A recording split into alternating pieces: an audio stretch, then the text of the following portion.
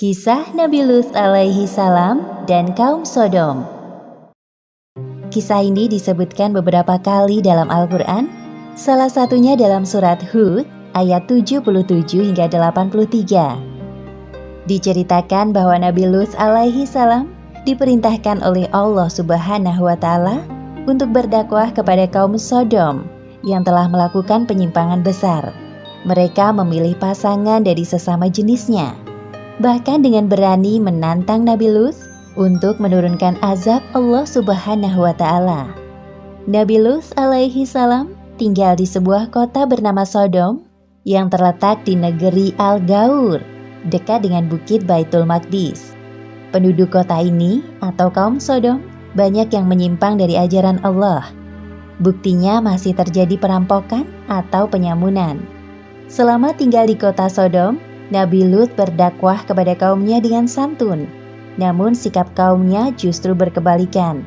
Mereka mendustakan ajaran Nabi Lut dan tidak menghiraukan perkataannya.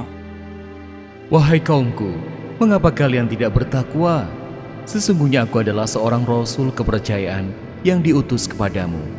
Bertakwalah kepada Allah dan taatlah kepadaku. Shh, bicara apa sih dia? Entahlah, wahai saudaraku.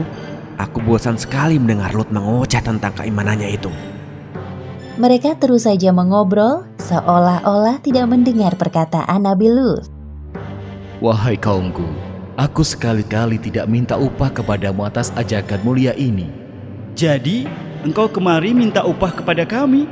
Ini, ambillah. Kebetulan aku punya banyak uang dari hasil rampasan para musafir. Astaghfirullahaladzim. Sesungguhnya, mengambil hak orang lain adalah perbuatan yang zalim. Wahai kaumku, segera bertaubatlah kalian. Kemudian, Nabi Lut meninggalkan tempat itu dengan perasaan hancur. Tidak sekali dua kali mereka bersikap buruk kepada Nabi Lut. Namun Nabi Lut tidak putus asa. Beliau terus berdoa kepada Allah agar Allah membukakan pintu hati kaumnya yang telah menyimpang. Allah Subhanahu wa Ta'ala telah menciptakan manusia secara berpasang-pasangan. Laki-laki berpasangan dengan perempuan, begitu juga sebaliknya. Namun kondisi berbeda terjadi pada kaum Sodom. Para laki-laki dengan bangga memilih pasangan mereka dari jenisnya dan meninggalkan istri-istri mereka. Wahai kaumku, mengapa kamu mendatangi sesama lelaki di antara manusia, dan kamu tinggalkan istri-istri yang dijadikan oleh Allah untukmu? Bahkan kamu adalah orang-orang yang melampaui batas. Wahai Lut, mengapa engkau selalu ikut campur dalam urusan kami? Urus saja urusanmu sendiri. Jangan menghalang-halangi kami. Kali ini Nabi Lut sangat geram melihat kelakuan kaumnya. Namun beliau mencoba menahan amarahnya. Sesungguhnya, kamu benar-benar telah melakukan perbuatan yang amat keji yang belum pernah dikerjakan oleh seorang pun dari umat-umat sebelum kamu. Hai Lut, sesungguhnya jika kamu tidak berhenti, benar-benar kamu termasuk orang-orang yang diusir. Sesungguhnya, aku sangat benci kepada perbuatanmu. Atas izin Allah, aku tidak akan semudah itu menyerah. Lakukan sekehendakmu seperti kami lakukan sekehendak kami. Kerusakan moral dan akhlak pada kaum Sodom ini sangat sulit diperbaiki karena mereka tidak menyertakan Allah dalam kehidupannya. Maka dengan mudah hawa nafsu mereka dikuasai oleh syaitan. Ya Allah, mengapa kaumku dengan mudah melakukan itu? Di mana akal sehat mereka? Kesedihan Nabi Lut semakin bertambah manakala menyaksikan bahwa istrinya telah melupakan Allah Subhanahu wa Ta'ala. Seperti yang disebutkan dalam Al-Quran, surat At-Tahrim ayat 10. Allah membuat istri Nabi Nuh dan Nabi Lut perumpamaan bagi orang-orang kafir. Keduanya berada di bawah pengawasan dua orang hamba yang soleh di antara hamba-hamba kami. Lalu kedua istri itu berkhianat kepada suaminya. Hanya sedikit dari kaum Nabi Lut yang mau mengikuti ajarannya. Di sisi lain, penyimpangan seksual semakin terang-terangan dilakukan. Wahai kaumku yang malang, sebelum azab Allah tiba kepada kalian, segeralah kalian bertaubat.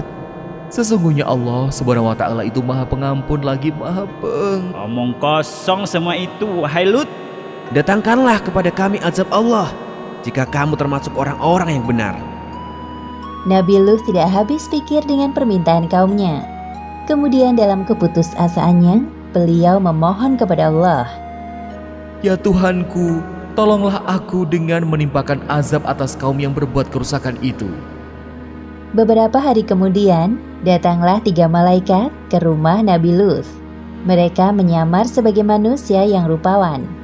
Tidak ada yang mengetahui tamu Nabi Lut kecuali istrinya yang durhaka. Semoga kaumku tidak menyadari kedatangan mereka. Ya Allah, selamatkan tamu-tamuku ini. Namun istri Nabi Lut malah memberitahukan keberadaan tamu-tamu suaminya kepada kaum Sodom. Tak lama kemudian terdengar suara ketukan dari luar. Ya Allah, pasti itu mereka. Pada saat itu juga, para malaikat utusan Allah mengungkapkan jati diri dan tujuan mereka datang ke kota Sodom. Hai Lut, sesungguhnya kami adalah utusan-utusan Tuhan. Sekali-kali mereka tidak akan dapat mengganggu kamu. Sebab itu, pergilah dengan membawa keluarga dan pengikut-pengikut kamu yang tertinggal kecuali istrimu. Hah? Jadi kalian... Ketukan pintu rumah Nabi Lut semakin keras. Kemudian Nabi Lut bergegas mendatangi arah suara. Buka pintunya, wahai Lut. Kami tahu engkau ada di dalam. Ada apa ini? Mengapa kalian bersikap seperti ini? Wahai Lut, kami dengar dari istrimu bahwa hari ini engkau kedatangan tamu-tamu yang rupawan. Sesungguhnya, mereka adalah tamuku. Maka janganlah kamu mempermalukanku.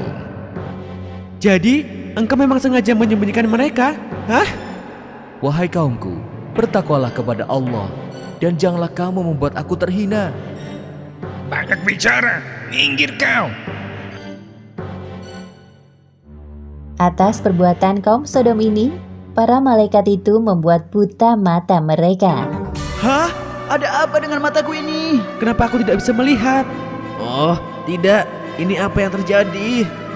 Sepeninggal kaumnya, para malaikat itu berpesan kepada Nabi Lut, seperti yang disebutkan dalam Al-Quran, surat Hud ayat 81. Sesungguhnya dia akan ditimpa azab yang menimpa mereka, karena sesungguhnya saat jatuhnya azab kepada mereka ialah waktu subuh. Bukankah subuh itu sudah dekat? Pada malam itu juga, Nabi Lut beserta anak-anak dan kaumnya yang beriman meninggalkan kota Sodom. Suara apa ini?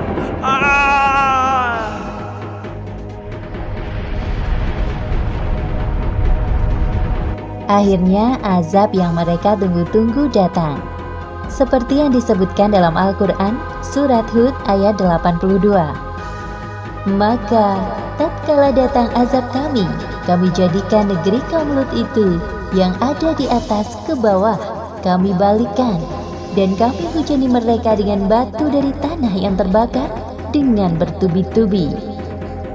Demikianlah akhir kisah Nabi Lut dan kaum Sodom. Beberapa hikmah yang dapat kita ambil dari kisah ini.